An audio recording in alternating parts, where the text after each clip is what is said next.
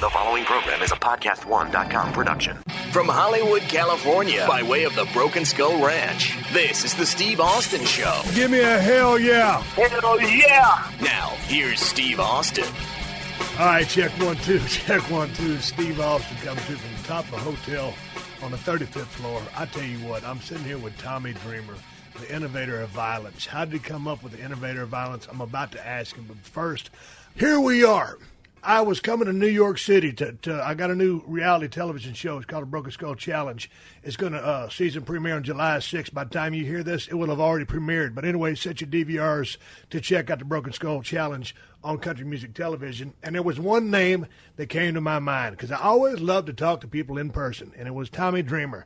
So, short notice, just like everything I do in my life, I called Tommy out of the blue and said, hey, man, well, you know how I got your number. I got your number from our mutual friend, Nicole Durazio. Nicole used to work in WWE. I've known her for a long time. She's the one who took care of me and had my ass in every single town and did all my flights and all my stuff for me. So I know she doesn't listen to the show, but cheers to Nicole Durazio, who was the savior of my entire career that I was with WWF. So here we sit, and you were able to put some time in your schedule for me.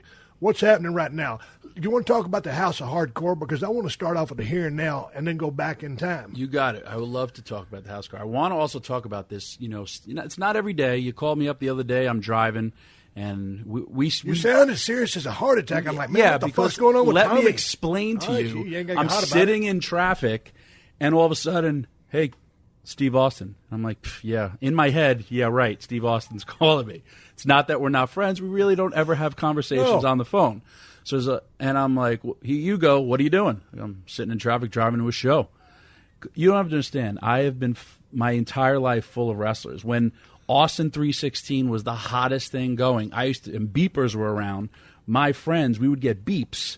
And it would say 316, and you would look. When you looked at your beeper, you get turned around. Your friend would kick you in the stomach, give you a finger, and give me a stunner. Right. So for the fact that you're just calling me random out of the blue, that's why I was like, who's ribbing me now? Blah. But then we said, so what's going on, kid? And that kid was like, this really is Steve. I was like, hey, what's up? Yeah. Well, I tell you, I started to kind of doubt myself. I was like, man, this somebody's either got a lot of bad things going on in his life or is really not happy to hear from me. Because like I said, we don't just call each other out of the blue. Hey, let's describe our situation. It's romantic. It's romantic. I wish like a you had a vagina and a set of boobs because I'm sitting here in a beautiful downtown West Side Highway, 44th Street, overlooking the theater district. We have the view of the ocean. We have Manhattan and it's the smallest room ever. You're sitting on a crate where you rest your feet. You're sitting here, and but it's okay because it's not every day when you have Tommy Dreamer knocking on your door. I felt like I was your old girlfriend, and then you opened the door. I was like, ooh, what happened to him? But it's a rib. I mean, hell, you check it out. I checked into this hotel the other day, and we went in and upgraded you to the whatever the gimmick suite thing they call this thing. So I'm thinking, oh man, this is badass. They give me the upgrade. I come in this motherfucker and I look. I barely got enough room to turn around. I got my suitcase right there on the floor. It takes up the entire side of the room right there. The bed takes up the rest. I got the one chair. Japanese-style hotel. Because you're the guest of the show, I gave you the Mac Daddy chair, and I'm sitting in this little motherfucker that, a kid would sit on, or you put at the end of your bed to put your shoes on. Yep, it's not the biggest. So I told my wife, I called her, I said, we're about to start the show. I said, we might just lay on the bed and hold our microphones because that's where we got the most room. I promise I will keep my clothes on. Thank you. 1 foot on the floor at all times. Then it's not sex. Okay, so check it out, man.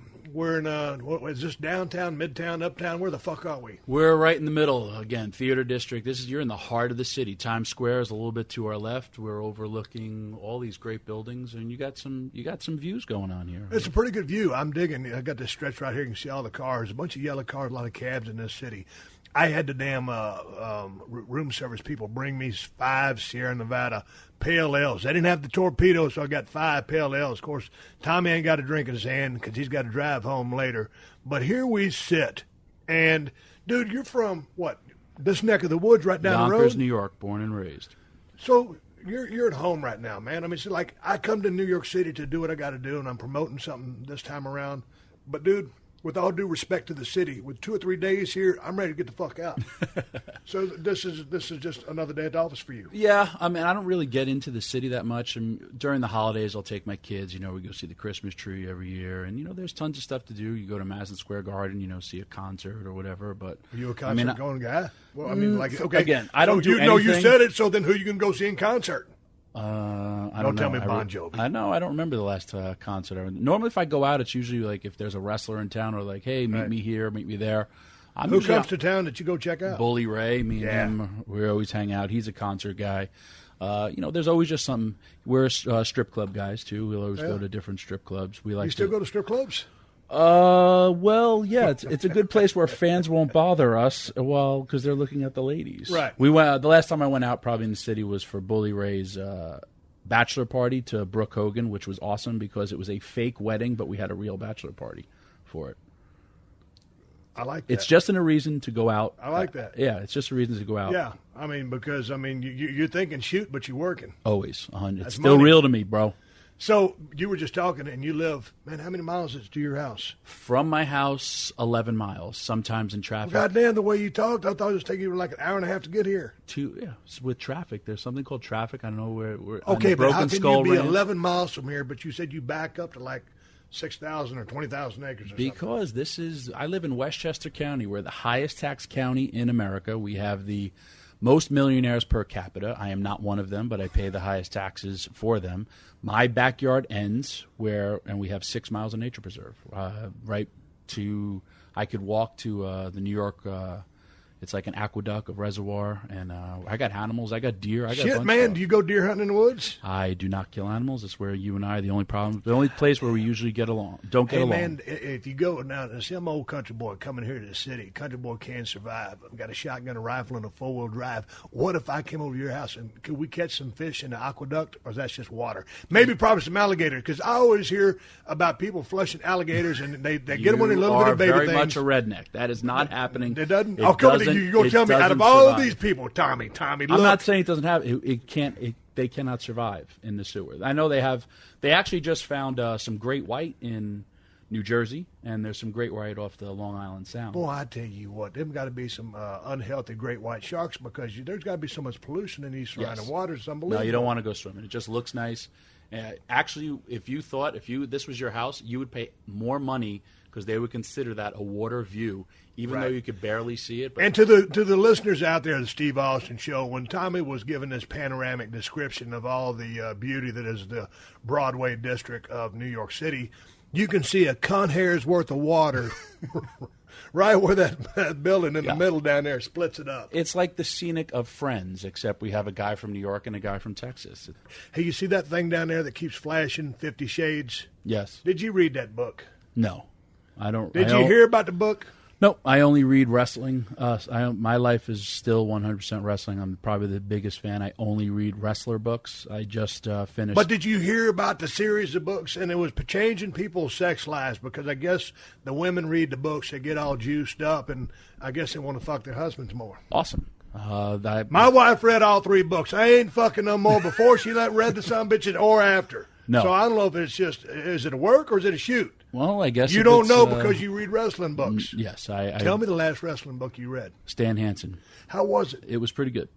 I read it. It was a little long. Before that, I was reading about the Montreal territories. Yep. How did that grab you? Because did you remember all the names? Some of them ring a bell. I know Rougeau's, people like that, but no. I basically, I wrestle every single weekend. I'm actually just coming off 5 days of wrestling straight, and whenever I go to indie shows, there's have little vendors, and I'll see a book, and I'm like, I want that book. And do you consider yourself any bit of a wrestling historian? 100%. I've been a wrestling fan since I'm 9 years old. I have every wrestler, Inside Wrestling and Pro Wrestling Illustrated, from 1979 till 1992, and then I only started buying them if my name was in it. Then I was getting a big head, and then if there was just a picture of me, I still only buy them if there's a picture of me. But they cost like $10 now. Right. So yes, I do consider myself a wrestling historian. I have never lost the wrestler name game. Really? Yep, never lost. Explain to my fans the wrestling name game. The wrestling name game. We sit on the cars we used to drive all the time. And this is a time-killing exercise. We would sit there, and I played a little differently, and there have been fights because of this game. I have gone 9 hours straight playing this game where it was held to a draw, but I have yet to physically lose the game. Okay, explain the rules and how this works. We are driving down the road. We play the wrestling name game. You would say Steve Austin, and then it is my job to come up with a person's name who begins with the letter A. So I would say Arn Anderson. To add my own Tommy Dreamer twist to it, then you would have to say two wrestlers with the name A because I said Arn Anderson. So if you said Austin Aries and Awesome Kong, that's, messes you up. And then it would be my turn to say, but at that time, it only goes back to one name. Correct. But if I would have said Austin Aries and another guy with two, it would be four. The greatest game ever, Christian, that creepy little bastard, know him. CLD. He named 13 Ks once in one drive. I couldn't believe it. I thought, this was after 4 hours. Christian and I have traveled together, and he would never want a room with me because he's just, I don't know, he likes to get his own room. But yet he would always call me to his room to rub Tanner on his back. And so I would go to my room. Dude. He didn't need to split money. He was rich. The Innovator of Violence in there in It's not gay. It's pro wrestling all the time. Okay. But there always was that moment when I would touch his back, and sometimes he would be, he didn't shave his back every once in a while. And you still get oh, man, this is still weird, bro. I love you like my brother, but this is weird. And he'd always text me, could you please come to my room and put Tanner on or the lower back? So I was responsible for his and it was funny. Edge would always be like, dude, you have the dirtiest tan. You don't look like you're tan. You look like you're dirty. And but that's because I was putting on. A couple of times I noticed that his back looked a little splotchy. And now I know the backstory to how and why that happened. The longest game ever of the wrestler name game was myself, Paul Heyman, Chris Candido, and Sonny driving to Lake Placid during the original ECW invasion. And we played for 9 hours. We had to stop the game, and we continued it. And Paul Heyman was disqualified. Now, how do you get disqualified playing a name game? Because you can say Joe Smith, yeah, and he'd be like, he was an independent wrestler from 1930 and the NWA champion. And this is before smartphones and all that stuff. So we disqualified him for that. Okay, got you. But now we have the rules that you can't go to your phone. But if there is a discrepancy, because, again, there's also a lot of independent wrestlers. Right. And so if there's a discrepancy where, I don't know about that guy, we go to Google, and then you Google the guy's name. Right. And so I've never lost. There has been Bubba has had me on the ropes. Matt Stryker has had me on the ropes.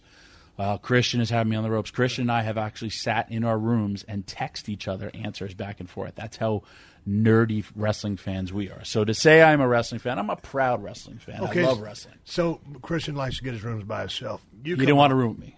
I know, but you've come up the hard way. Yes. You had to pay a lot of dues and room with a bunch of dudes. So now, these days on the road, if you get out there, you try to room by yourself, you travel with a group of people.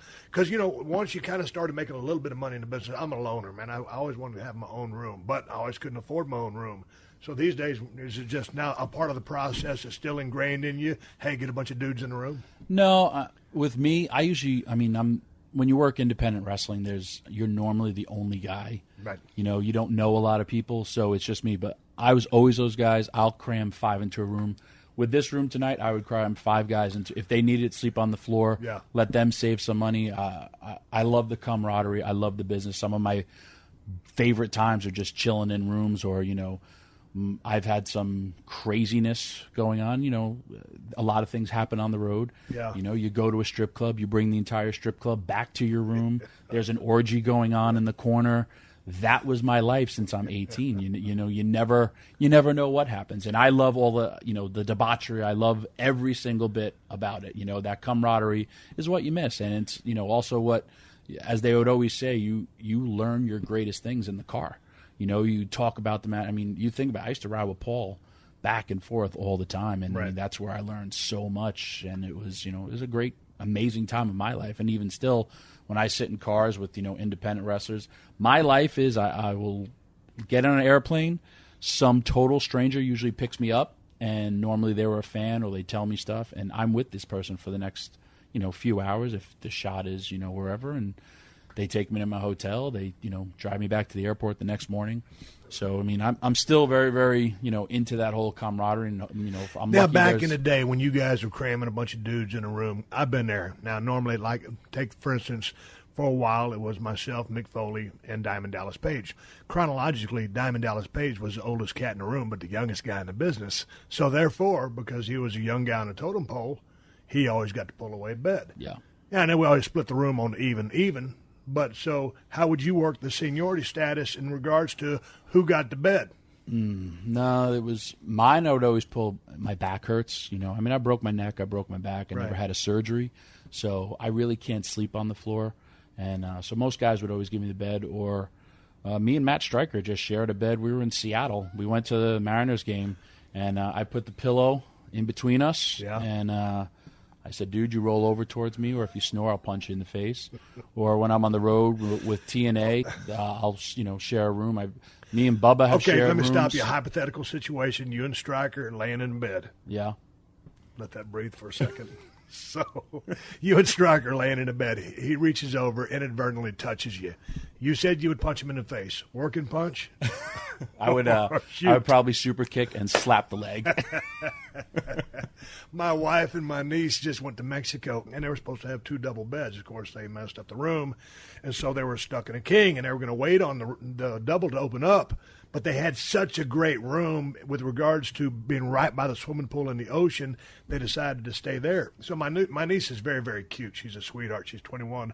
But when they first got there, because there's a lot of older dudes showing up with younger gals, they thought my wife and my niece were a couple of dykes. Nice. So then when they built up the ledge, like you said, they rolled up a towel and made the divider of the bed.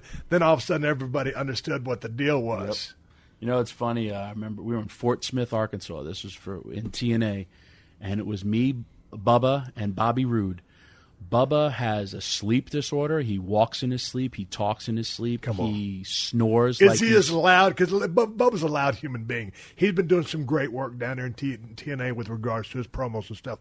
But is he a loud sleep talker or like one of those people? He snores like he's trying to swallow the entire bed. Right. Bobby Roode has night terrors every once in a while. What's a night terror? You'll be sitting there. He'll be like, night terrors are like waking up with a real. That is a night terror. So I'm sitting in the bed with Bubba, who sounds like and Bubba will sit up and give you a hard look. And the first time I ever roomed with him, it was me, give you the stink eye. Me, him, and Mikey Whipwreck, and he was hovered over Mikey Whipwreck, and he was about 415 pounds. Right. And I hear Mikey Whipwreck in the corner go, Tommy, help. And Bubba's looking at him like he wants to kill him. Yeah. So Bubba will be looking at me and be like, you fat dick, go to fucking bed, lay down. Yeah. And he'll just be snoring unconscious. And Bobby's in the other, we got a suite. Bobby's on the pull-out, screaming, having night terrors. And I'm like, I'm not fucking going to go to sleep at all tonight. But, again, those are times on the road. A lot of times I would room at Hornswoggle. Me and Edge would room together. Every once in a while, Edge would give me a naked Superfly Jimmy Snuka splash from across the bed, which was always, fun. Interesting.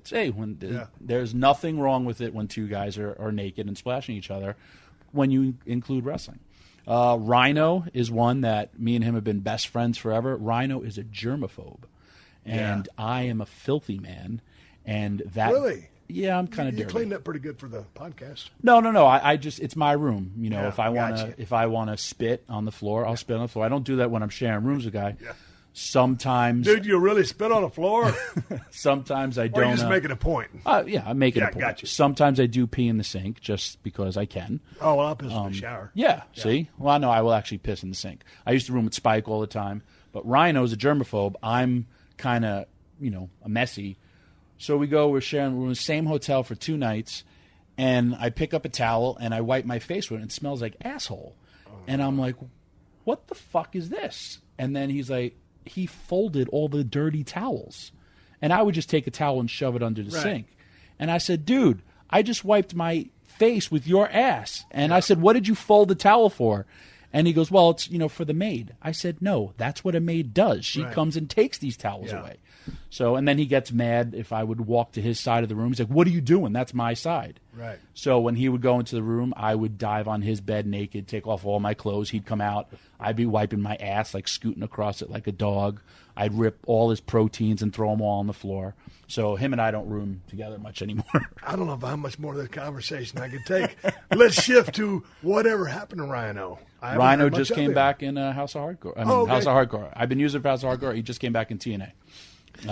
Let's talk about House of Hardcore, because did that originally start as your school to teach people learn professional wrestling, and now you turned it into your promotion? Correct. And you're doing indie shots. Yes. But I mean, you're doing the shots. Yes. Hey, tell me about the promotion game before we get into House of Horror, because back in the day, when I started wrestling, I went to USWA in Tennessee, and I wasn't making shit. I was making $15, $20 a night, and we was driving, 200 miles each way to do our business, and they were just putting gas in my car. And it was always the thing, all the boys wanted to end up being just like Jerry Jarrett. Hey, man, we're going to make enough money, we'll start our own promotion, have our own shows. Well, and most people that did that end up going broke. So what's the secret for success, and how have you found your endeavor into it? Because I know you've kind of been a guy who's really done about everything there is to do in the business, right, from the top to the bottom, putting up rings, putting up posters, learning, the ins and outs of the ring too. So I guess my reputation with the fans coming from ECW and helping with the booking, and then, going to WWE and working in the office and, helping write pay-per-views and be on creative, and then going to TNA, doing the same thing, and just then my own. I always wanted to do one, and I said if one was successful, I'd do another. And it was proposed to me by my two trainers. They're two independent wrestlers, Vic Delicious, Hale Collins, and they're very, very tied into the area up in Poughkeepsie, New York. It's about an hour from my house, and they're both managers of gyms up there. And they said, hey, we got to travel into the city, or there's no wrestling schools around there. We want to open a school, but we want to attach your name to it. And I said, well, if you're going to attach my name to it, I have to be there. And so we worked out a deal. I have a free wrestling school. I don't pay rent to run it. I run it in the Mid-Hudson Civic Center where I used to shoot Monday Night Raw. Right. And then my payoff for there was that I have to run a wrestling show. And I did my first show. It was very successful, and it's been steamrolling. I'm up to 6 now, and I did my first show October 6, 2012, and I've had 3 return dates in Poughkeepsie. Then I went to Philly, which is a natural progression for me. 2 weeks ago, we did a West Coast invasion right off north of San Diego. It was a sold show for me, and it was a big convention, and had a lot to do with a trading card company, so all the guys made their own deals. And the guy said, I just also want to put on a wrestling show. And now I've been in, really good. They want to bring me back. And I've also been talking with a few other people that maybe want to go furthest. I don't want to expand too soon. I would love to take over the world, but I've seen too many errors and mistakes. And again, learning from the business, you see so many guys. This is my money. Every time I run a show, my wife wants to kill me because, I have 2 kids, and, I don't want to tap into their college funds, and I'm not going to be like a money mark in the sense of, burn through because I want to run a wrestling show. But I'm looking at this as a business. Well, tell me about your wrestling school, because I get people all the time. They send me questions. They always ask me. They send emails to questions@steveaustonshow.com. You guys keep sending the questions because I read each and every single one of them. Okay, you're in the Northeast. People ask me all the time, where is a reputable place to learn how to wrestle? Yep. So would that be your school? That would be my school. Tell me about, what was it, Vic Delicious? I missed the other name. Hale Collins, they're my trainers. Okay. And so how long have they been working? Vic was in OVW. He was one of those guys he could do everything in the ring. He was like a mini Bill DeMott, and I still call him a mini Bill DeMott.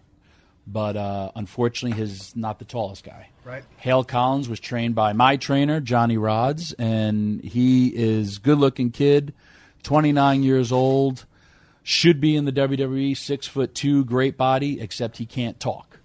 And so, but again, then he also got to the point where they both have really, really good jobs, and there comes a point in your life where you say, hey, WWE, I don't think we'll look at him at 29 years old. So, they're content. I know if WWE, or I just got one of them a tryout, with TNA, but there's not a lot of places to work out there. Okay, so, now what do you charge for someone to go through your wrestling program? How long does the program last, and how's it structured? It's for life. We have different payment packages. I would like to say, it's $3,000, right. But it's $2,500 if you pay up front. It's $3,000 if you pay monthly. It's $100 a month. I want to start doing the credit card thing because there's a lot of people who show up and then you teach them a little bit and then they run away. Right. I'd want to say wrestling schools reputable would be mine. The Dudleys down in Florida, Lance Storms in Calgary. And it's funny, people. I mean, I remember when I started there, you didn't know how to get into the wrestling business, and now there's a wrestling school everywhere. And you don't know how you're going to, get started. Now you just go online and I could go this guy. But to me, if you've never heard of this person, then how are you going to wonder about them training you? So there's really no time limit on your school. No, I mean, I have a few students that make it in the sense of now they're out there, they're doing independent wrestling. It's the shitty thing about wrestling is a lot of people first think they can do it, right. And there's places out there that they will take a person's money and then go sell me a bunch of tickets, and I'll put you in the ring, and these kids are horrible. And forget about the physical dangers of actually doing that, right. But they're I want to say they're almost money grabs. Right. And, I mean, I wasn't allowed, Johnny Rhodes trained me, I wasn't allowed to have my first match. When he told me I was having my first match, I sold 50 tickets just because I wanted, people to see me. Right.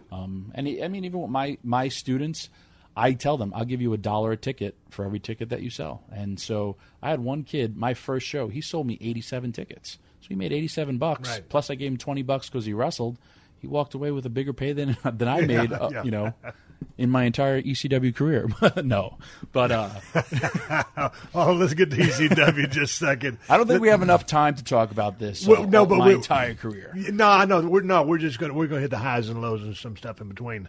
You mentioned Johnny Rhodes. I've talked to a lot of people, and Johnny Rhodes was the guy that trained him. How long did it take you to make it through his course? And how would you what grade would you give him? Oof, Johnny was an amazing trainer then. He still has his wrestling school. I don't know if he still gets in the ring. He was my class. The guys who came out of my school were Damien Demento, who at the time he was the next it guy. He was, the next Road Warrior. He had the amazing look, Bill DeMott, Taz, myself. After me was Big Vito, Angel of the Baldies, Devon Dudley. Matt Stryker trained there. I mean, Matt Stryker, I want to say, was the last of the guys who Johnny would seriously get in the ring. But right. Johnny, man, he would get in the ring and he'd wrestle, and he had to be my age now. I'm 43. He would wrestle Damien Demento for an hour, Bill DeMott, Taz, and myself for a half hour. He would never get in the ring. I mean, he would never get out of the ring, and he would stretch us. But he would also stretch you to help you, teach right. you. He was an amazing bumper, and that was his job in WWE. He was Vince Sr.'s shooter, as well as see what the guys had.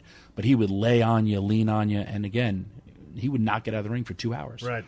And Johnny, he taught you the right way: rolls, bumps.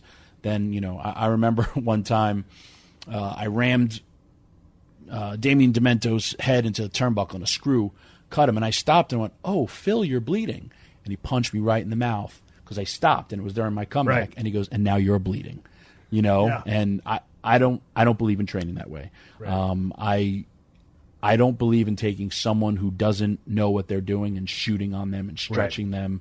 I believe everyone should. Lance Storm had told me, I wish every wrestler now actually was in a real fight because they would know how to sell. They would learn how to right. be tough. There's not a lot of guys who have that. Or you have, I have this one kid, his name is Ben Ortiz. He's a corrections officer. He's 13-3 in amateur fighting. He can do he's 300 pounds. He's down from 360. His body's like Samoa Joe. Right. And I told him, you're not super tall. You need to lose weight. And I'm telling you to lose weight not because of what I vision wrestling, but if you want to try to take it to the next level or get another, get somebody to look at you seriously, or go to Japan. That's how I try to tell guys. I don't want to crush anybody's dream. You never, but I mean, right now in wrestling, there's only really 2 places to make it. Right. And if you're not blessed with height and you're not blessed with a great body, you better become the best in-ring performer that you can, so anybody wants to use you. And that's kind of where I tell guys. Interesting. I get a lot of the emails that people send in to me, and everybody wants to get into wrestling. But, I mean, to Tommy's point, you need to take a real honest, hard look at yourself, seeing what you're bringing to the table, and seeing if it's really a viable option. Now, it's one thing if you just want to get out of independence and work and just do it because you want to have fun. Whole different ball game if you're really trying to make a living paying your bills. It's not worth it to your body physically. Right. I've had some guys get severely hurt. I have one kid, he did 2 tours with the Marines. He over-rotated on a backdrop. He snapped his ankle, and it was pretty brutal. He's now coming back, but he's afraid.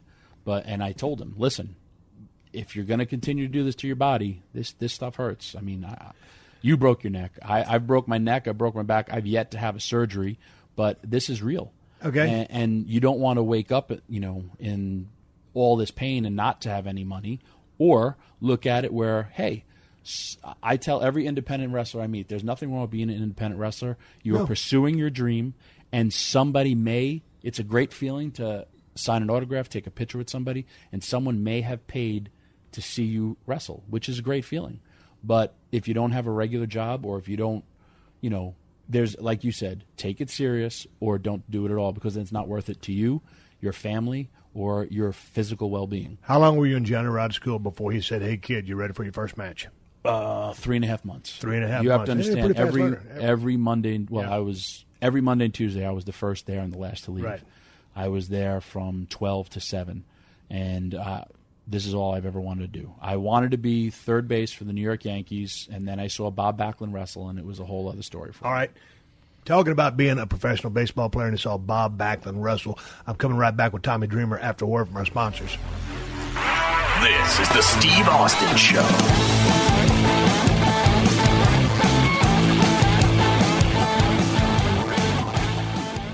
Grow grass fast with Scott's Turf Builder Rapid Grass. It's a revolutionary mix of seed and fertilizer that grows full green grass in just weeks. It helps you solve your lawn's large problem areas and establishes new grass in no time. Seed and feed your lawn back to the top of its game fast, so you can speed your way to enjoying it. Pick up a bag of Scott's Turf Builder Rapid Grass today. It's guaranteed or your money back. Feed your lawn. Feed it. Steve Austin. Unleashed. All right, coming right back with the Tommy Dreamer on Twitter. All right, so here you are. You're a kid growing up, and you're a big baseball fan. So you want to play third base for the Yankees. Yep, that's all I wanted to be a baseball player. Then my father was a big Rangers fan. Canadians game is... You're talking about New York Rangers, the hockey team. Is snowed out on Channel 9 here in New York. So they show wrestling from Madison Square Garden. Wow. And a wrestler named Bulldog Brower came to the ring. And here comes Bob Backlund. Bob Backlund, I was hooked. My life changed at that moment. And I saw him. How old were you? I was 9 years old. Okay. 2 months later, for my birthday, my father takes me to the Westchester County Center, White Plains, New York. I see Bob Backlund defend the WWF title against Cowboy Bobby Duncombe. And I remember Bob Backlund snapped my hand going to the ring, and I had a power. And coming back, I made a sign for Mr. Backlund and said Bob Backlund #1. And because I wasn't the smartest kid, it took me 2 pieces of loose leaf to tape it together. Yeah. I said, Bob, can you sign this for me? He said, kid, hang out for me. I'll sign it for you. Awesome. So now I'm sitting there. Security's like, hey, you got to go. And I said, whoa. Bob Backlund is going to sign this for me. He goes, well, the wrestlers leave right out that door, so go there. He gives up right where the wrestlers leave. So now it's February. It's sleeting outside. For some reason, crazy 9-year-old Tommy Dreamer did not want Bob Backlund, his new best friend, to see him with his father. So I made my father go off to the distance, and I had my best friend. He sat in the car. It's sleeting. Here came Arnold Skolin. He gave me my first ever wrestler autograph, which I still have. And then almost like the Mean Joe Green or Bret Hart commercial from back in the day, I see Bob Backlund walking towards me. And he's got the towel, he's got the satin jacket, just like you see on television. It's myself, 2 weirdo wrestling fans, and probably 4 what now I would decipher as groupies. Right. Waiting for Mr. Backlund, but he just blew. He walks out, and he's like, hey, guys, take care. And I go, no, Bob, can you sign this for me? And he hit me with the most influential words that shape in my life. And he said, I'll get you next time, kid. And I went, no, Bob, it's me. Can you sign this for me? And he was like, take care, kid. Got in the car. Arnold Skolin pulled the car right up, closed the thing, and drove off. I was devastated. I was crushed.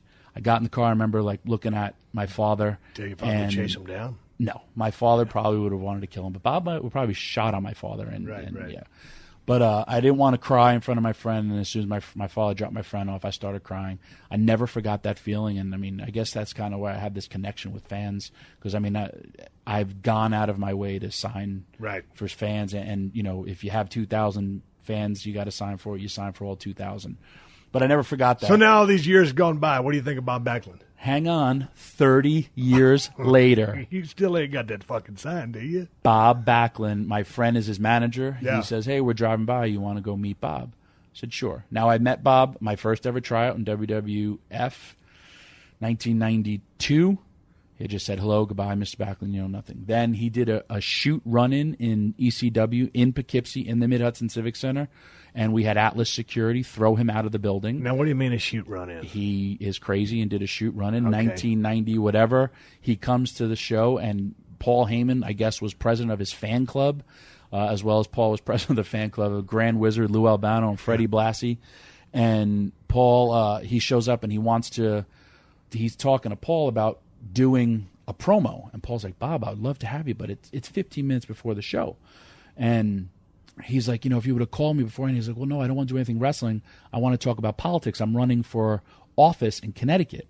And Paul's like, well, Bob, this is New York, and, you know, I really can't put you on the show. And Bob's like, well, I really want to. He's like, Bob, I'll try to figure something out, but I can't. No problem. Bob Backlund leaves. Now I'm watching the show, and we're sitting there, and we have a little table. There's a monitor. Paul's got the headset on, and I'm watching. I like to experience everything from the crowd. Here comes a guy's entrance, and as I'm watching from the crowd, from the top of the building, I see Bob Backlund holding a sign that says, vote for Bob Backlund. Yeah. And I'm saying, now I'm writing the shows with Paulie, and I know what's going on, and I say, Paul, why do you have Bob Backlund doing a run-in? And he goes, I don't. And I said, Bob Backlund's coming to the ring. And he says, no, he's not. And I, like the Wizard of Oz, I pull over the curtain and I point to Paul over the headset to Atlas. Get fucking Bob Backlund out of the building! So Atlas security swarms on Bob, and then they get Bob Backlund out of the show. So again, I don't want to tell Bob Backlund this because I'm going to go and have a meeting with him, you know, my friend, 30 years later. So I was 39 years old. We started a pizzeria at my house, and I tell Bob Backlund the story about how he snubbed me. Yeah. And I go, Bob, listen, I've lived your life. You can't sign everyone's autograph. But I go, but there was only about 8 of us there. You could have signed mine. Ha ha. And his face turned beet red. I had a great conversation with Bob. So that Tuesday, to my house, the old school black and white Bob Backlund holding up the championship belt comes to my house in an envelope, and it says, to my number one fan, Tommy Dreamer, hope this makes up for it, Bob Backlund. Wow. And we've been great friends ever since. So we buried the hatchet. 30 years later, I buried the hatchet with Bob Backlund. I hated his guts. I was at Madison Square Garden when the Iron Sheik beat him, and I was the only kid who cheered. I used to go to the Garden all the time. I mean, I was at WrestleMania 1. I was the biggest mark, man. I couldn't get enough of this. Who are your favorites growing up? Okay, we know you're a Bob Backlund fan, but no, I hated Bob after that. Bob was the worst. Oh, yeah, you hated him. But so who are some of your favorites that you grew up on? My father was a school teacher and a principal. He would have the summers off and winter vacation. 2.5 months after my first show, we go down to Florida, and my father takes me to the Hollywood Sportatorium, and I see Florida Championship Wrestling. Jesus, that must have been great. I purchased my first ever 8x10, a bloody Dusty Rhodes picture with the cowbell. My first ever wrestler T-shirt, which I still have. Damn. Barry Windham, The Kid is Hot Tonight. I saw Barry Windham versus Jimmy Garvin for the Florida title. I saw Manny Fernandez wrestle, and the main event was Dick Murdoch and Ivan Koloff. He just turned on his best friend Dusty Rhodes. Yeah. Versus Dusty Rhodes and Bugsy McGraw. They hit the ring with a garbage can and a broom. Dusty bled, and it was the greatest night of my life. And so Dusty was my guy, but I was a great fan because I loved the good guys. So what did you think about that time of wrestling? Because, I mean, Greatest time. the Florida brand was different than the New York brand you were growing up on. I was middle class, upper middle class. I had something called cable. My deal I made with my parents, every Tuesday night, Wrestling from Florida aired on the Spanish channel at 11 o'clock at night. Are you shitting me? And I used to watch it. My mother, every Wednesday, my deal was if I didn't wake up on time to go to school, I wouldn't be able to watch wrestling next week. So every Wednesday, I got up early. I was tired as could be, but Tuesday nights, I'd be watching wrestling. We had Southwest Wrestling here on the USA Network. I was one of the first houses to have cable. I watched everything. I would do Little League. Dude, that's funny because, I mean, back in those days, I mean, for the most part, you got what you had in your territory, in your area. Not here. I had everything. I had Mid-South. I had Georgia Championship Wrestling. I had Florida Championship Wrestling. Did you have World Class? I had World Class. Mid-South was doing some good stuff. You had to love the loaded Gucci bag and all that stuff. I had World Class. I had every single thing. The only thing I did not have, I had the AWA. The only thing I didn't have, and I'm getting all this, I was a subscriber to the Wrestler, Pro Wrestling Illustrated. So the only thing I didn't have was Memphis. And then my friend worked at a video store, and he was getting all these tapes. He's like, it's called tape trading. And I'm like, huh? So now I'm sending VCR stuff. And the best was I would send this guy 6 hours of WWE squash matches, and he's sending me 6 matches of Memphis. 6 hours. At brawls and, Mid-South Coliseum. So I couldn't get enough. And living up here was a great place during that time because I saw everything. Okay, you saw everything, and you saw all the other promotions. So then really give me your top 3 territories that, as you grew up, that you favored. Florida Championship Wrestling, Mid-South, World Class.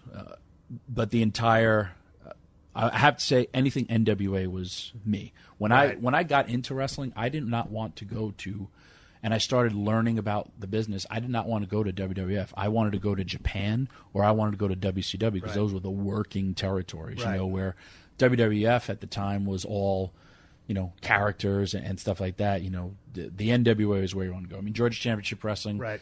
I still, to this day, I watch one wrestling match a night. I'm ridiculous. If I have an obscure reference or I think of something, I will go, like tonight, because I'm here with you, I will watch something Steve Austin. Right. And just to make me still love something that I've loved for so long. And, I'll turn around and then next second be like, oh, it's 4 o'clock in the morning and I'm still on YouTube watching wrestling. I should be watching porn or watching something else.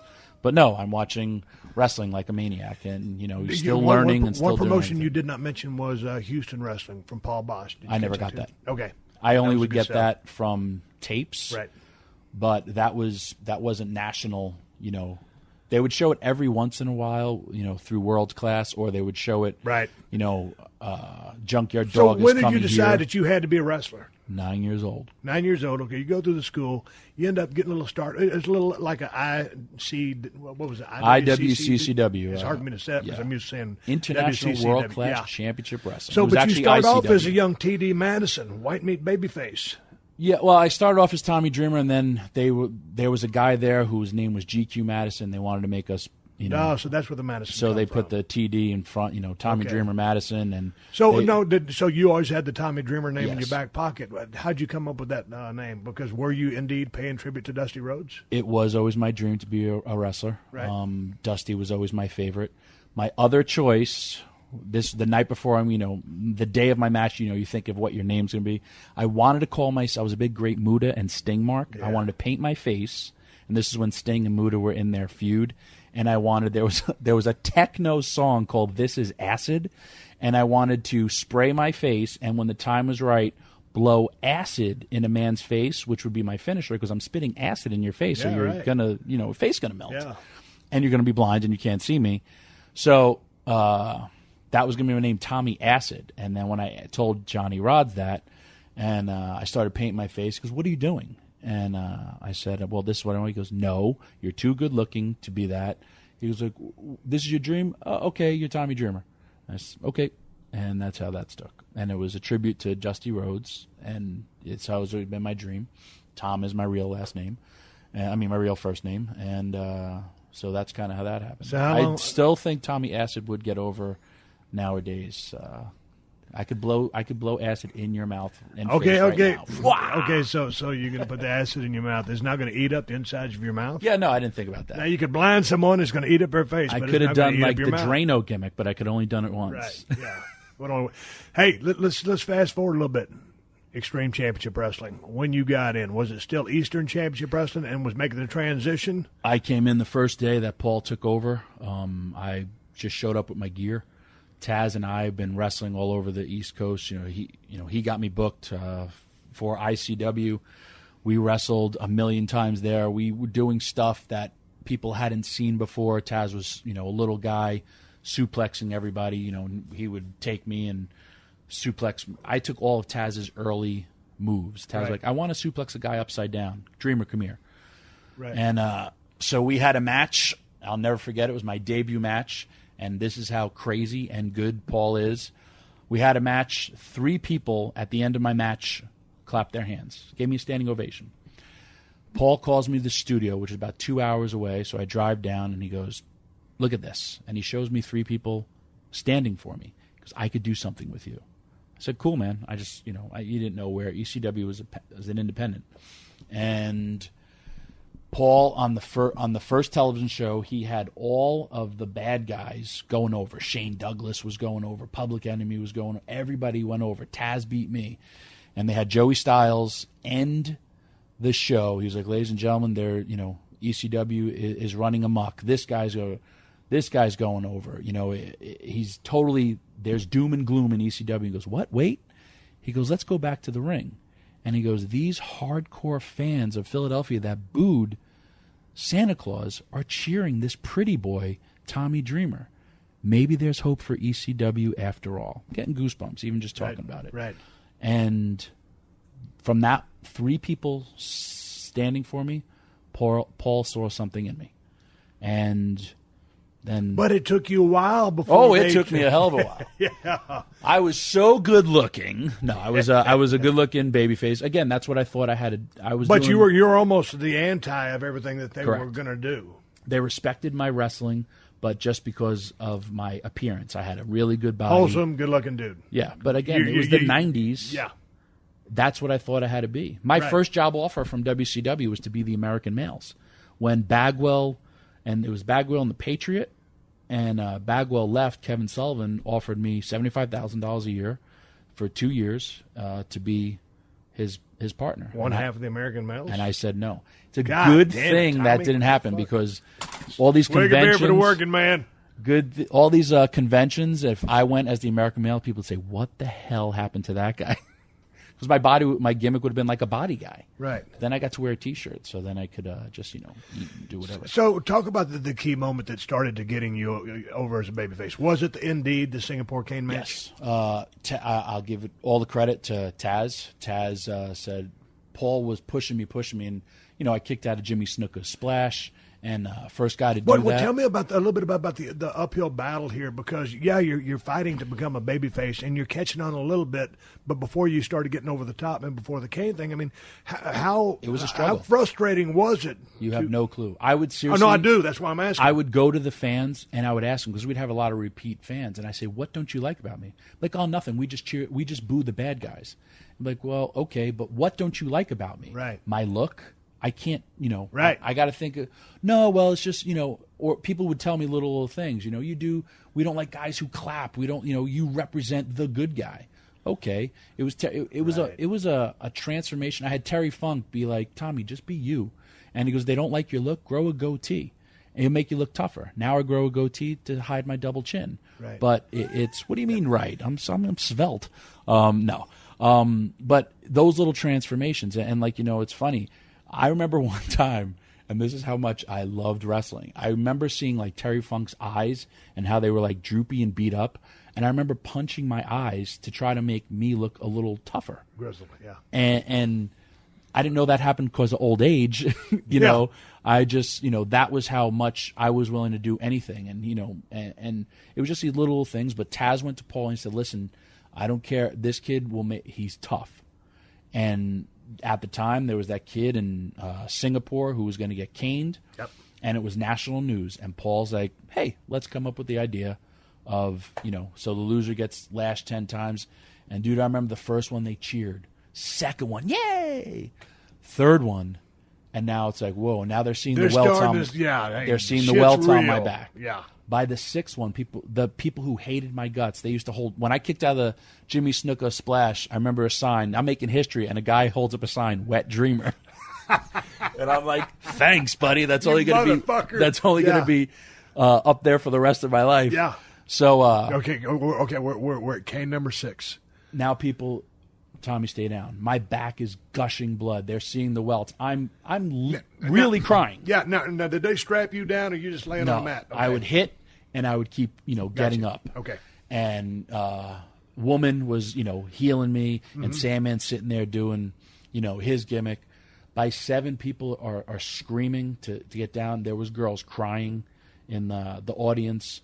And then by the time I got up, it was so emotional. I remember looking at Sandman, and Sandman's bottom lip was quivering because we knew this was something. Yeah. And I feel it. He's really caning me. I dig it. This is, I remember the movie The Passion of Christ, where they're depicting a caning. They're acting it. I was really getting caned. Right. And I go back and look at that now. That was a real cane. It wasn't gimmicked. It was breaking on my back. Yeah. And I got up. And I actually took 11 because then when I turned around, son of a bitch hit me for the last time. That was the key. You took the 10. And then you asked him for one more. Yeah. So did I didn't see it. Did he milk that? Oh, he milked every one of them. I kept on. They were like, woman kept saying, "Enough, Tommy. Just lay down. What are you fighting for these fans for?" Tell me about the 11 striking with the crowd. Well, the 11 after he gives me the final one. I don't remember what I said, but it's like, "I took everything you got. You ain't nothing." Blah, blah, blah. When I turned around, he suckered me for another one. Right. And he hit me so hard, the cane broke around and not only hit me in the back of the head, but hit me in the front. Split open my face. Right. So then right after that, what do? I'll go cut promos. Right. So that was that, and that was the beginning of, holy shit, this guy will do anything for us. Right. And then the moment, and I can remember Paulie looking at me almost like a father, proud of his kid, and he hugged me and he embraced me. It was the night I pile drove Beulah. Right. It was my feud with Raven, and he showed it all the time. I was in the crowd, and I was chanting ECW. My face was bloody. Yeah. I hit my pose, and he grabbed. When I came to the back, it was like seeing your son hit a home run, winning the World Series of a Little League game. And he grabbed my hands, and he said, "Once you're over, these people will believe in you for the rest of your life, as long as you don't ever let them down." And I never did. And I think that still kind of goes to my relationship I have with fans. We're talking about the House of Hardcore, of why it's been successful. Is I go out, everybody knows I'm real. Everybody knows I'm a wrestling fan. I never was above that. It's funny. Me and John Cena have traveled together. Me and John Cena have gone to gyms together. We went to a gym in Wichita, Kansas, and this guy came up to me, and he was like, "Tommy, John Cena's here?" And I was like, "Yeah, I travel with him." People view me as Tommy from their gym, Tommy the regular guy. And it just happened to us. You and I just took that picture. The guy said, "Hey, can I take a picture?" He tapped me on the shoulder. He's like, "Thanks, Tommy." He didn't ask for a picture with me. Yeah. He knew who I was, but he wanted the picture with you. I was never that superstar. I was the guy. But I remember, again, all those little tweaks and little things. I remember with Paul's like, "You ever watch Arn Anderson? You ever watch Hulk Hogan?" Hulk Hogan walks out there. He points to the top of the rafters, even if there's nobody there. So I would walk out the ECW arena, and I would look up, I would look to my left, I would look to my right, and I would be like, "Wow, this place is packed." He goes, "That gives you a great presence on television. That also gives you the presence that everyone's looking at you." Right. And then he'd be like, "You ever watch Arn Anderson? Arn Anderson comes to the ring, everybody's afraid of him. Guys want to punch him, blah, blah, blah. He'll give a look, and guys back up." What does Arn Anderson do as a babyface different? Nothing. Those same people that are reaching to punch him are the same people that are clamoring to touch him. Right. And because I remember when, again, a struggling babyface, I'd go out there, I'd put my hands to slap their hands, and the fans would have their hands there, and they'd pull their hands away. You look like a real douchebag on television. Yeah. But again, that was Paul just taking little nuances of different guys and giving it to me. What this business is missing, especially on the indies, is veteran leadership. I can look around. I used to travel with Paul Heyman. I had Mick Foley. I had, on the indies, I had Tony Atlas, who would help me all the time, telling me, kid, don't take drugs. Kid, don't do this. Kid, I'm living in a YMCA. Save your money. I had in ECW, Paul Heyman, Mick Foley, Terry Funk, Kevin Sullivan. How can you not learn in that locker room? I had Sherry Martel running around, or talking to me, or, hey, Sherry, you want to take a car trip? How do you not learn from any of this? Or there's so many guys, I go to so many shows, guys don't even ask me to watch their matches. I love watching wrestling. Well, when was the Beulah Pile Driver? That wasn't the same night, was it? No, Beulah Pile Driver was now my feud. After the Sandman feud went to the Raven feud. The Steve Austin Show. The Steve Austin Show.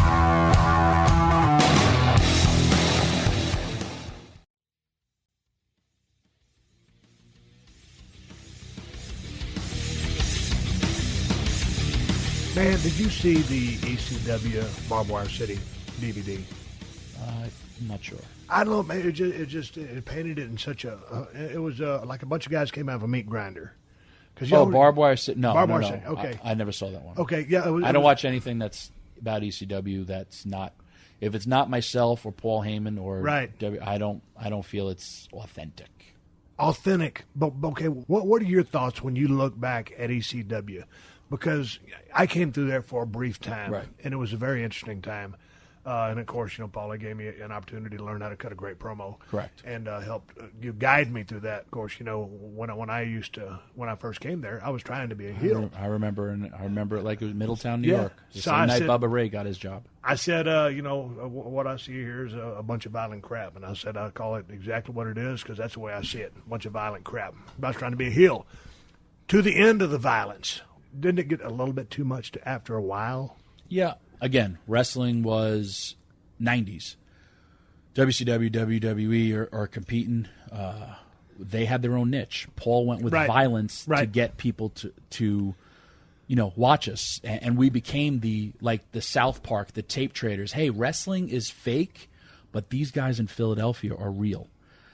Yes, when you saw that the Taipei death matches or all the tables or this scarred up freak named Sabu, but we were different. What a lot of people don't realize was most of us could actually wrestle, except for the Sandman. He was the shits. He'll be the first to ever tell you. Yeah. But he was tough. Right.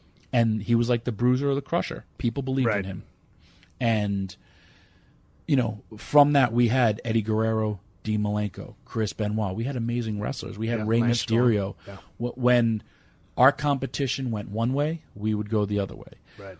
When you tell me this, and I'm talking to you strictly from my old school ECW mentality.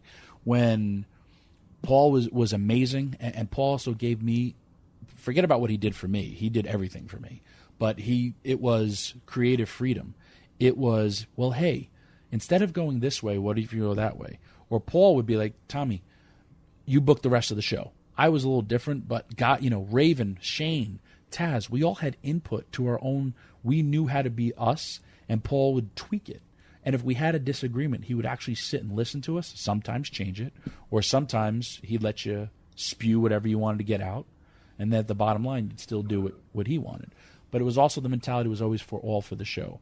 Hardcore wrestling and all that stuff, it does get a bad rap for, again, people think that we're all about violence. Some of the greatest wrestling matches occurred in ECW. I mean, you look at the guys who came through there or just had Chris Jericho.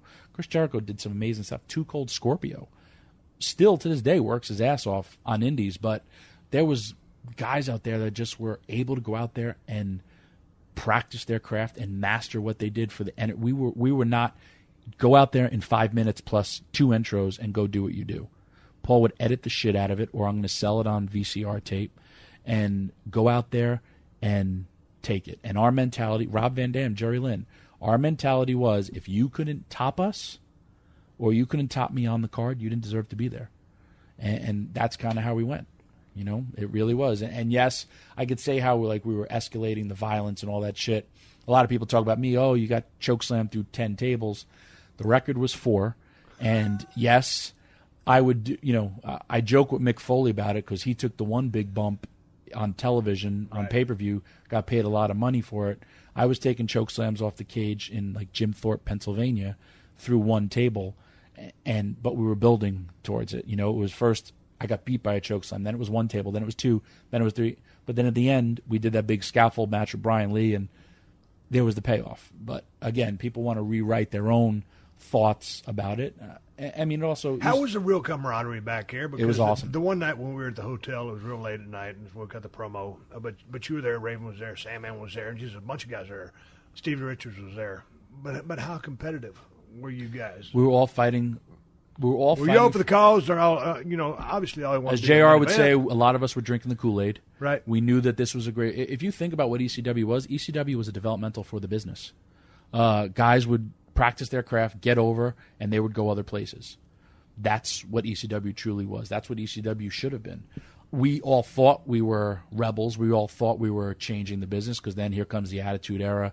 A lot of times when guys, Sandman drinks beer. Oh, look, Steve Austin's, they're stealing our shit. We did have that mentality. In 97, when we went to do the invasion, right. We thought we were actually, I didn't, but I wasn't too sure. And I remember when Jerry Briscoe, when we did that thing in Philadelphia, I thought we were there. Hey, brother, are we working or are we shooting? Jerry Briscoe wanted to fight me. And I never met this man. And he's like, you motherfuckers, you dare. Then I find out, they only told Savio Vega. JBL didn't even know. Right. And, we were ready for a fight. We had plans in the audience. If shit goes down, guys, we're going to fight for real. We were that crazy. It's funny. I just went back to the Manhattan Center for TNA, and I said, man, I was here in 1997. We all walked in like a team, and I remember Vince being so impressed by it. And when we walked into that locker room, we were not perceived well, because we were taking guys' TV time. It was such a different time in the business. What I say this how I think then, but then later on to find that Paul was in bed with Vince all along, that's the heartbreaking part about ECW. Or the fact that ECW didn't have to go out of business. That is, I had saved the company. I had millions of dollars offered to me, but they just didn't want to have Paul running the show, because as we know, Paul's a little flaky, is a nice way to put it. But, I found out Paul was in bed with WWE the whole time on WWE Bite This, when we were getting ready to do 2005 pay-per-view. And so when you find that out, what do you do? I wanted to kill him, because I lost everything. You guys are on good terms now, right? Yeah. We had that was a funny, yeah. We didn't have a fault. I was lied to. Right. If I looked at it, I don't have any malice or ill feelings towards him. Right. One, because of everything he did to me, for me. Mm-hmm. I don't like people who lie. He did not have to lie to me. I get why he did it, and I've straight up told him this. But again, ECW didn't have to go out of business. It didn't. But I think he was done. Right. And even like when he went to WWE, I asked him for a few things, like, hey, the ring truck was in my name. My parents were paying for the company. I lost a lot, hundreds of thousands of my money and my parents' money, and I ruined my credit because of all that stuff. WCW had one. I remember this is towards the end. Dusty Rhodes had called me up and said, "Hey, Eric Bischoff wants to do an angle with because now they're getting their ass kicked. They want to have ECW Invasion," and I was like, Paul, this could help save the company. We're hanging on. And he's like, Vince will go crazy. I'm like, who the fuck cares about what Vince wants? Right. And then right then and there, I said, something's up. Right. And I remember in 97, we would go and we'd have meetings, and we went to the tower and we would talk about, we were doing cross promotion, but it was helping ECW get on national television, for our pay-per-views. And Jerry Lawler was the perfect catalyst for all that stuff. But again, in hindsight, you have no clue how people's lives change. It's funny. Every day when I go on these indies, I will meet people who are like, it was the greatest time of my life. And if you guys could have just hung on. And I know he was on your podcast recently, and we were owed a lot of money. And right. I just felt he gave up. And I stayed in ECW longer than the owner. And I thought I was an owner in the sense of because all the stuff that I did, but I didn't have anything in writing. How much of a hand did you have in the booking? Oof. Paul took me into the studio in about 1995 because I lived close, and he showed me how to edit. He showed me how to book. There, I used to run all the live events. He wasn't even coming to the shows. me and Raven were kind of booking a lot of our own stuff. And Raven's an interesting guy. Oh, yeah. One of my old travel partners, and what I haven't talked to him in a long time, but a very good friend. A very bright guy. Yes. And there was some great promo. There were some great characters. Yep. Personalities.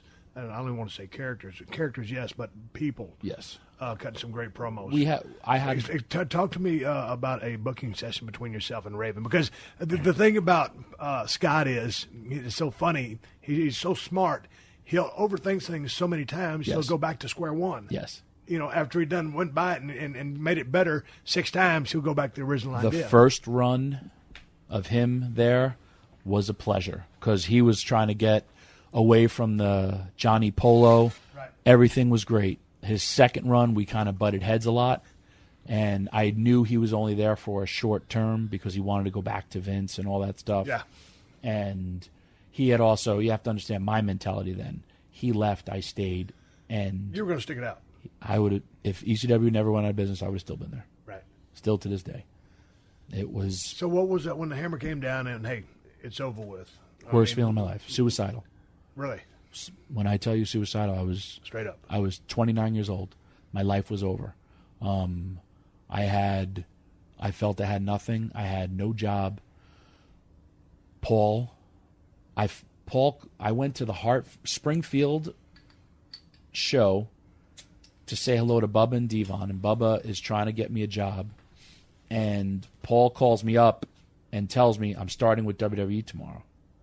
Meanwhile, the whole time he was telling me that we're going to try to, save the company. We're still getting on television. And when I tell you ECW had to go out of business, I had people who I was offered $110 million they wanted to purchase ECW, put it on television. The one thing that Paul did not lie about was these people wanted to take ECW, get the time slot that WCW, and put ECW on there. They didn't want Paul running it because they felt he was shady, all that stuff. I was going to run it, and I straight up said, Paul, I'll never fuck you over. I'll be your boss. I'm not going to be the boss. It's going to be exactly the way it is. And you go from $110 million. I just bought my dream home with, that's all I really want to do is buy my mom and dad a house, and I was living in it. And I went from the ultimate feast to the ultimate famine.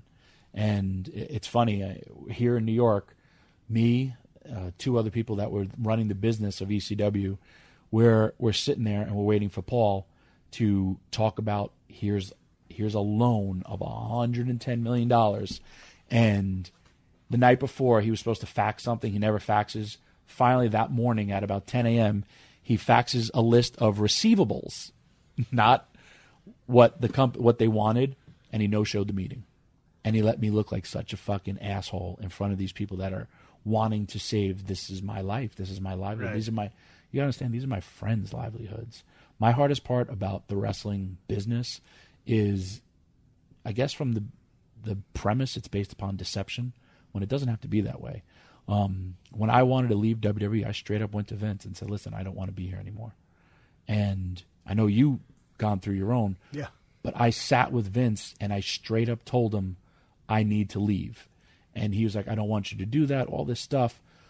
But at the end of the day, it's not like I'm going to go on national television, beat somebody up. Let me just say goodbye, blah, blah, blah, that type of deal. So I like to treat people how I like to be treated. And you don't need to lie and bullshit and do that to people. Because I've seen, when ECW went out of business, I saw my best friends, I seen their girlfriends leave them. You know why? Because they're not famous anymore. I saw. Right up. Yeah. And these are guys who, my one friend was, I'm not going to say who he is, but he was thinking of proposing to a girl. And then all of a sudden, she starts acting weird because he ain't on TV anymore. Thank God he didn't marry her anyway. But everybody's lives were affected by that. And it was affected by one person's decision. And it's funny, like in TNA, I'm fighting so hard because the business needs TNA. The business needs House of Hardcore. The business needs so many different things, because if not, the business won't survive. Honestly, I'm a big baseball fan.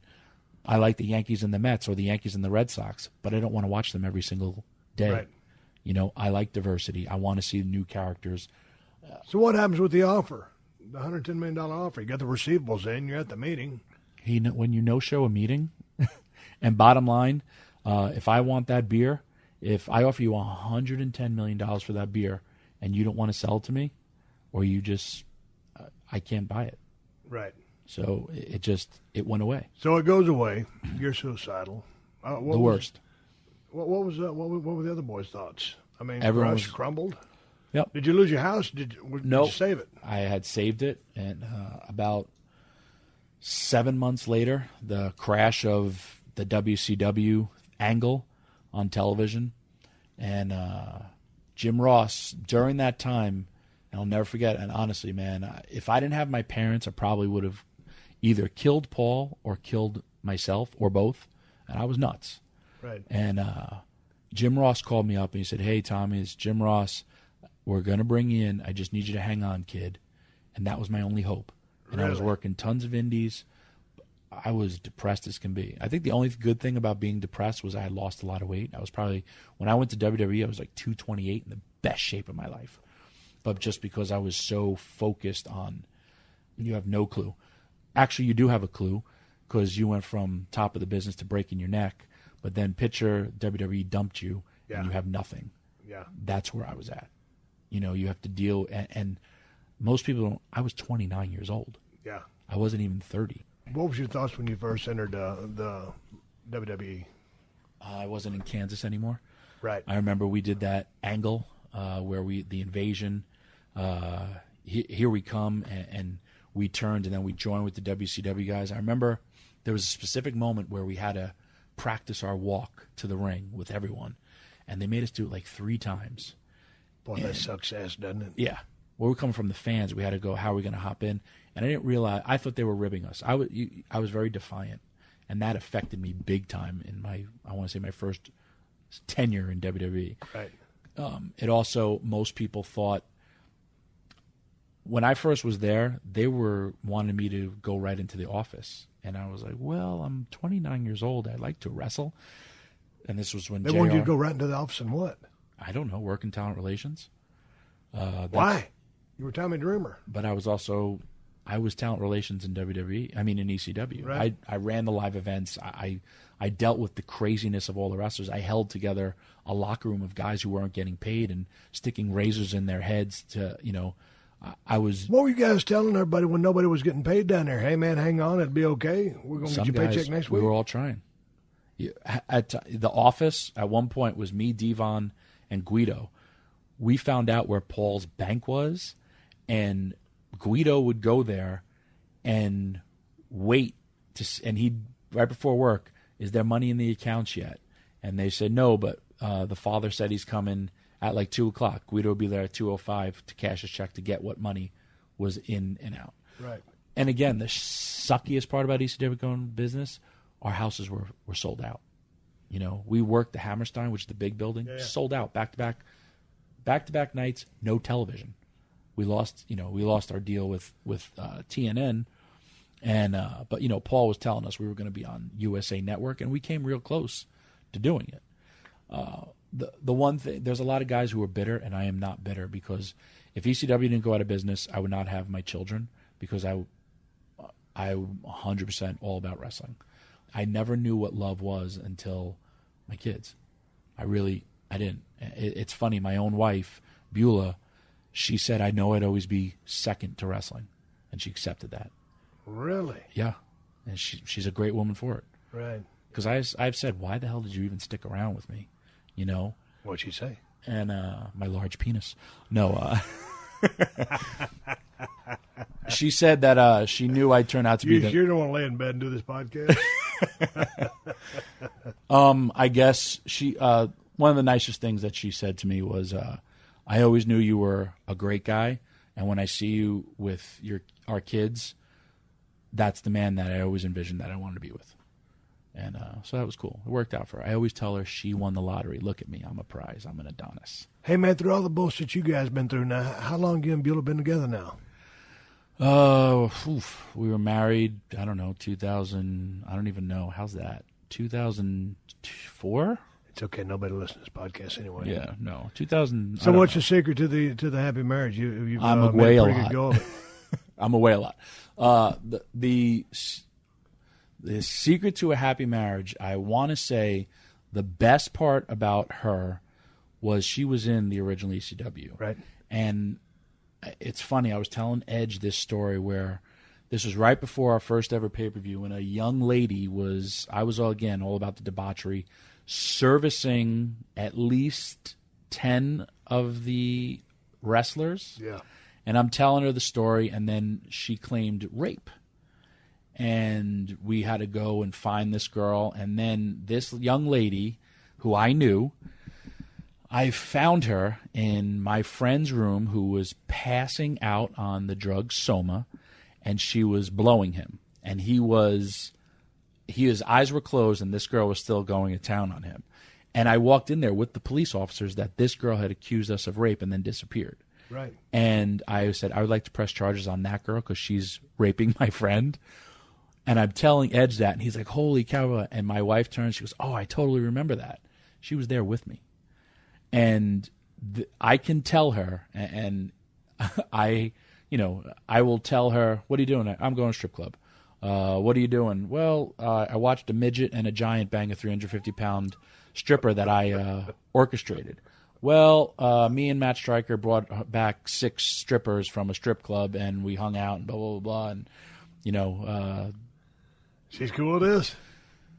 She was very cool with this, but she, she hit me up. It's funny. When am I going to grow up? And she's right. And to talk about how bad, I don't drink. I never did drugs. I was always been straight up. My vice was always women on the road. And to tell you about the karma gods, I have twin daughters. That's how much I got doubles a zing. That's how bad I was. A proud overachiever. But she has been there through thick and thin and always supported me, and she's awesome. She's still, it's funny, she recently got hurt at one of my House of Hardcore shows, and she got a bad concussion, and Lance Storm clotheslined her. And Lance Storm clotheslined. She just took a bad bump. She hasn't taken a bump in forever. Lance is like... Yes, I know. Pigeon bones. Yeah. And she's been feeling the effects of that still, and this was a while ago.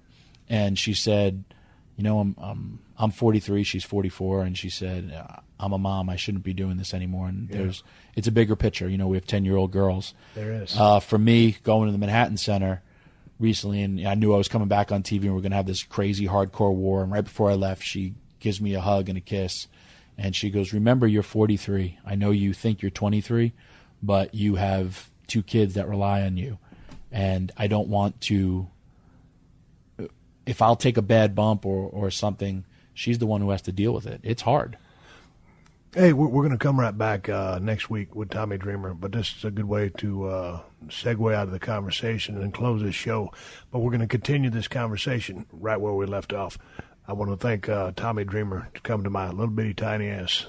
It's even more romantic room now because it's at night. The lights are down. It's dark. 50 Shades is a great thing. We're holding hands, and I got beer, and who knows what's going to happen. I don't think his wife is going to care. Anyway, that's bullshit. We're 2 straight guys shooting the shit. All right, everybody, that's going to bring my conversation to a close with Tommy Dreamer. Part 2 is going to be coming next week. There's too much conversation just to fit into one show. Hell, we was crammed up in that little bitty hotel room in New York City overlooking the theater district there, having a good time. So still got to talk about the Innovator of Violence gimmick, his departure from WWE, and what he's currently doing with both TNA and his own House of Hardcore. Lots more next Thursday with Tommy Dreamer. This has been a Podcast One production. Download new episodes of The Steve Austin Show every Tuesday at PodcastOne.com. That's PodcastOne.com.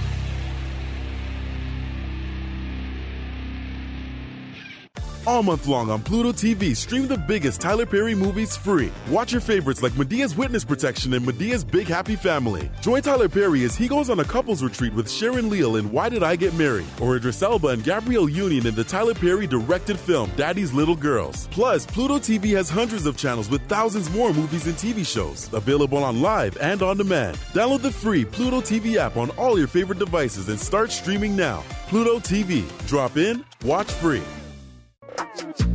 Yo, what's up, guys? This is NBA champion Bobby Portis of the Milwaukee Bucks, here with my brand new podcast, Keep It a Buck. Each week, me, AB, and Berete will be talking to special guests from fellow athletes, celebrities, and friends from all walks of life. We're talking honest conversations with real people about their lives and what drives them to succeed. And you know we'll keep it a buck. Download new episodes of Keep It a Buck every Thursday. Coming soon on PodcastOne or wherever you get your favorite podcasts. Keep it a buck. Peace.